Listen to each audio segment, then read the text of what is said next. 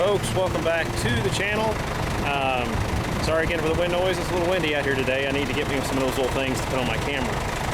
But we went in, we planted some sweet corn already, and we just switched the planter over, and now we're going to go back out here and plant some beans. Kind of the same process we did last time.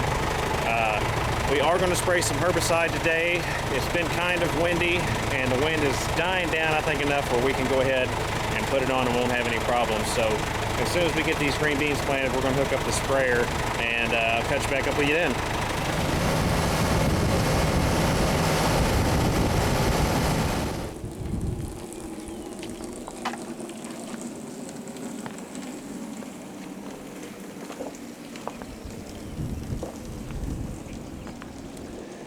So hey folks, made it back to the barn.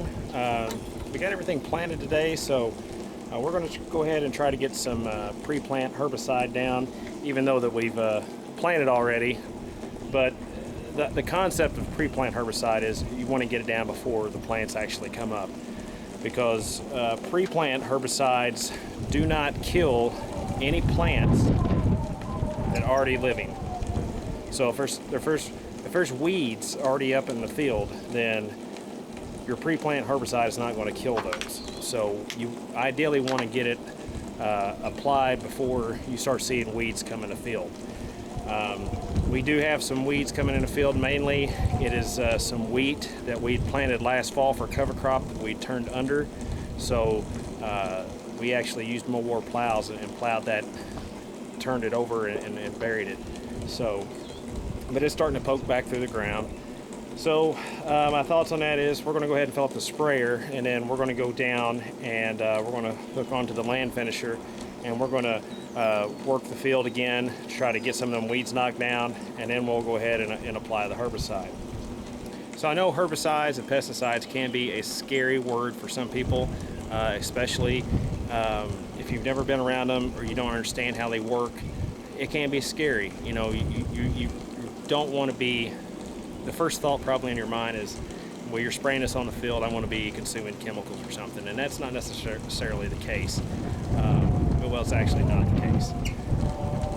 You know, we don't use anything that, you know, that would damage the food or poison the food or anything like that. Anything we grow, we eat on our own table every year.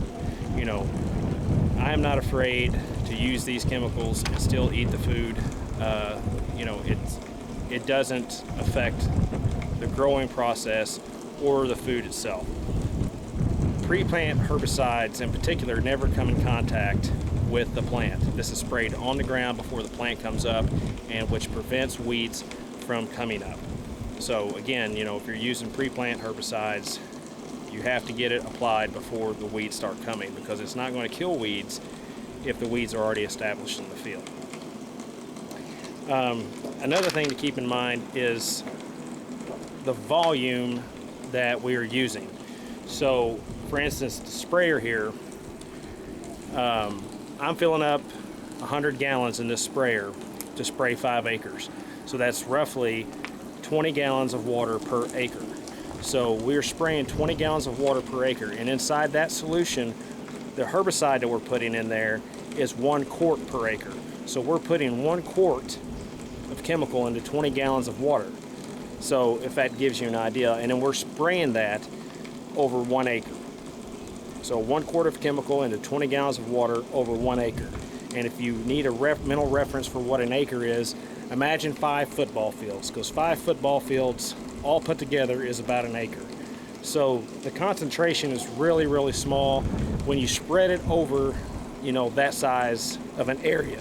It's 43, and there's 43,560 square feet in an acre. So, you know, it's a lot, and we're using a little bit of chemical. It goes a long way. We don't want to over apply chemicals, because that's just more cost for us. You know, and it's more, and you know, more trips across the field. You know, so we want to use the least amount of possible. But something that, oh, I better turn this water off. I'm sitting here talking, and we're going to have too much water, and that's going to dilute. That will dilute the solution. So, where was I here? Yeah, we don't want to use any more than we have to. You know, that's an extra cost for us. applying more chemical is not going to do a better job. There's a reason for these labels on these chemicals that tell the rate to put on per acre, and that's because they've been tested in labs and whatnot, so they can be safe. These chemicals have went through a vigorous trial process to be approved to be used on vegetables. The chemical that I'm using has been, I can't actually pronounce it, where I would tell you is pendilithium, I think. We've always called it Prowl. That's the brand name of the product, but it's been around for years. I mean, I can't, even when I was a kid, I remember using this product. So, we have to control weeds in fields. If not, the weeds overtake the field, and then we don't have any crop to harvest.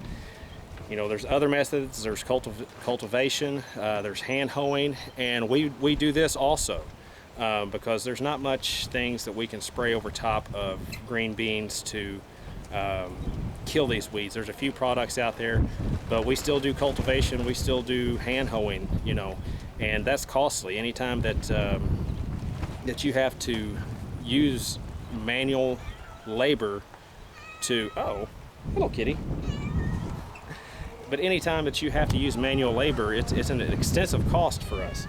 To put it in perspective, some of these vegetable crops, we have like $2,000 to $3,000, even more sometimes, wrapped up an acre in cost, and that's your seed cost, your fuel cost, your labor. Labor's a big part of that, because a lot of this, it's all hand picked. It's you're doing, like, again, the weeding and stuff like that. You're doing a lot of that manually. So we try to cut costs where we can. And if we didn't have things like herbicides and pesticides to use, then, and everything was a manual cost, or we had to use some other means to control pests and whatnot, the cost could get astronomical. And for your organic farmers and whatnot, that's why organic food costs more money. Everybody has their own opinions on organics.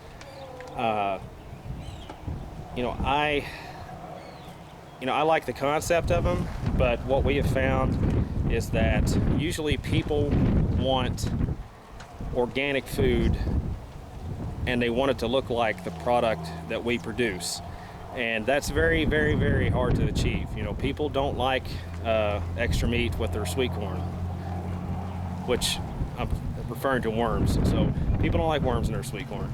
They don't like, green beans that are full of holes from worms and other pests that are chewing on them. So they want an organic product that looks like what we do. And that's very, very, it's very hard to achieve. And I'm not knocking organics, hats off to the organic farmers out there. And if you like to eat organics, then that's great. If you think that's a better choice for your family, by all means, do that. But for me, I don't see any extra nutritional value, and there's been studies done on this. There's no extra nutritional value in organic food compared to, conventional, where we use herbicides and pesticides. Now, I'm sure somebody out there will probably find some article on site saying that what I'm saying is not true. I mean, but it really comes down to your own belief, because for every argument that someone can give on organics, somebody else can give an argument against it, saying that it's not any better. So again, my personal belief is conventional is fine with us. I don't have a problem with eating any food that we produce here on the farm, given even the pesticides or the herbicides that we use. So that's my personal opinion on that. But I'm gonna have to get this tank mixed. I can't really do that with one hand, so I got to get my gloves and stuff on, and then we're going to head down to the field.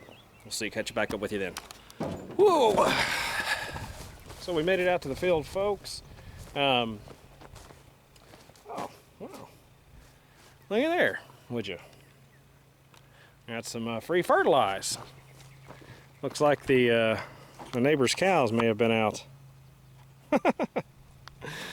But this here is our soil finisher slash chisel plow, whatever you want to call it. It's a Glencoe, I don't remember the model number, but this actually used to be a bigger piece, and the wings have been chopped off because the 6210 has about all at once. But you've got the blades up front that kind of chops up the residue in the field, and then you've got your cultivators back here that kind of acts like a field cultivator and cultivates the field, making a nice seed bed, and then you've got a drag chain behind it. But that's pretty much, well, the field cultivator or soil finisher, whatever you want to call it. This is what I was talking about when we were talking about spraying. When we turned this all used to be a cover crop. We planted wheat here last year, and we moldboard plowed the wheat under, and so now some of the wheat is coming back, and it's typical for that to happen. We did run a disc over this once. I don't like to disc the ground or work the ground any more than I have to, but you can see the wheat's coming back, and you can also see a bunch of little weeds coming in there in the field. So as we talked about when I was talking about spraying the herbicides, is that the herbicide is a pre-plant herbicide. It won't kill any of this. So if I just sprayed it on top of the ground right now, it would be of no benefit for anyone. So I'm going to run the land finisher over that.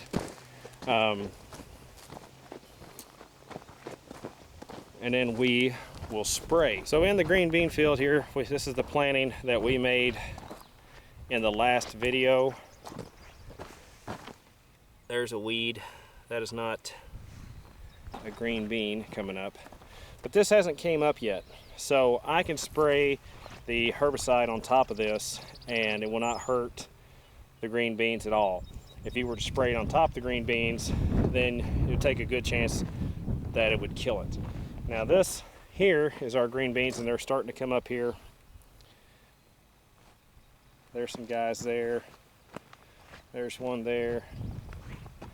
And over here, the white half runners, most of them are all up.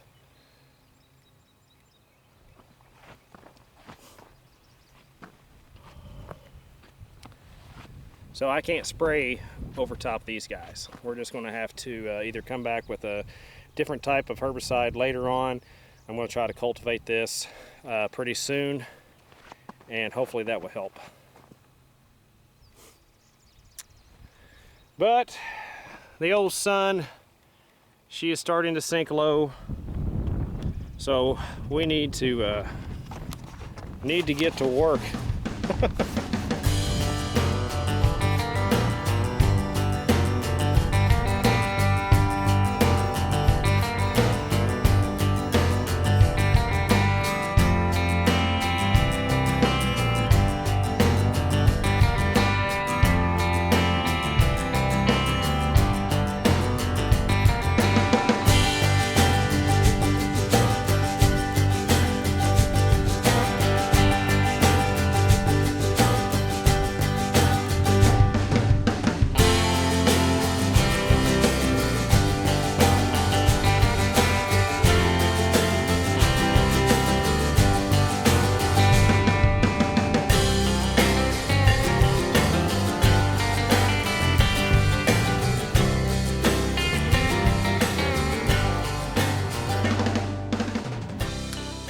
Hey folks, just made it home. Sorry again, battery died. I'm gonna have to do something about that. Either we're gonna have to get a new camera or something, because it keeps cutting out me while we're out there in the field. But just to wrap things up, we got everything done that we wanted to today. We've got another quarter acre sweet corn planted, and another quarter acre of green beans planted. We got everything sprayed. After we got everything sprayed, I actually hooked onto the field cultivator again, and I brought it back over home in Indiana, so we could till the field out here where we're going to have you-pick pumpkins this fall. So it was a little wet, but we got it done. It's about 9 o'clock, 9:30, something like that now. So I'm going to go ahead and grab something to eat. And we will see y'all next time. Hope you're having a good day. Bye.